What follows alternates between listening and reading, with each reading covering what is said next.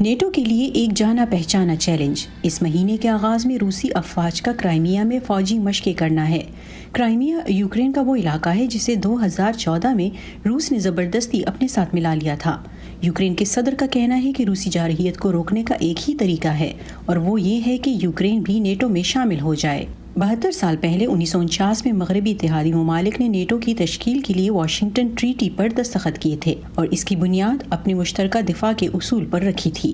تجزیہ کار Jonathan oil کے مطابق روس اب بھی نیٹو کے لیے سب سے بڑا چیلنج ہے۔ ہمارے سامنے روس ہے جو نہ صرف دیگر یورپی ممالک کو ڈرانے دھمکانے کے لیے طاقت کا استعمال کرنے پر آمادہ ہے، بلکہ اس نے طاقت استعمال کی بھی ہے اور 10 سال بھی نہیں ہوئے جب روس ایک اور ملک کے کچھ حصے پر قبضہ کر چکا ہے۔ اس لیے نیٹو کی یورپ میں سیکیورٹی کے حوالے سے مرکزی حیثیت پر سوال ضرور اٹھتا ہے۔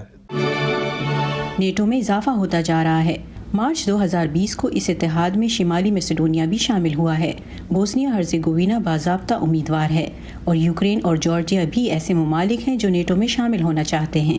اسی دوران امریکی صدر جو بائیڈن نے اس تنظیم کی حمایت کے عزم کو دہرایا ہے، لیکن سابق صدر ٹرمپ نیٹو کو متروک قرار دے چکے تھے اور ان کی اس بیان نے پوری تنظیم کو ہلا کر رکھ دیا تھا۔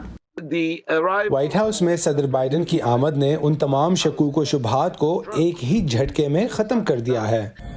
تجزیہ کار سیمونا سور کے مطابق صدر بائیڈن نیٹو پر زور دے رہے ہیں کہ وہ دیگر اسٹریٹجک خطرات سے بھی نمٹیں۔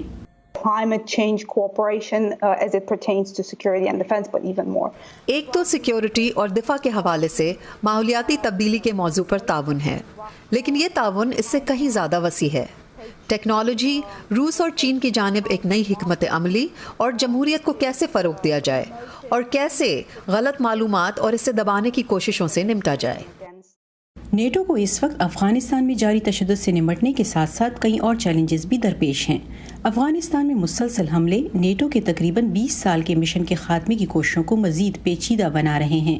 تنظیم کے اندر دباؤ بھی بڑھ رہا ہے، خاص طور سے دفاعی اخراجات کے معاملے پر۔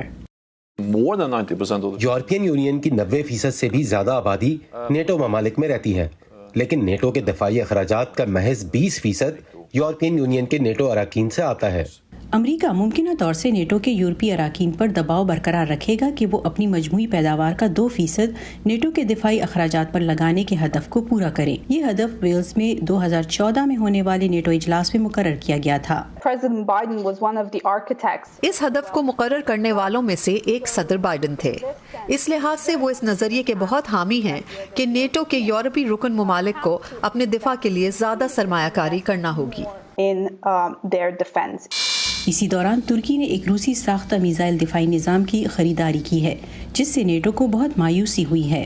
ترکی کو بھی یہ یقین نہیں ہے کہ وہ نیٹو سے باہر رہ کر زیادہ فائدے میں رہے گا بجائے اس کے کہ وہ اتحاد میں شامل رہے۔ اس تناؤ کے باوجود یورپ کی سیکیورٹی کے لیے نیٹو اب بھی اہم ترین ہے اور یہ اتحاد اب اپنے 73ویں سال میں داخل ہو رہا ہے۔ ہنری ریجویل کی رپورٹ کے ساتھ نیلوفر مغل، وائس آف امریکہ۔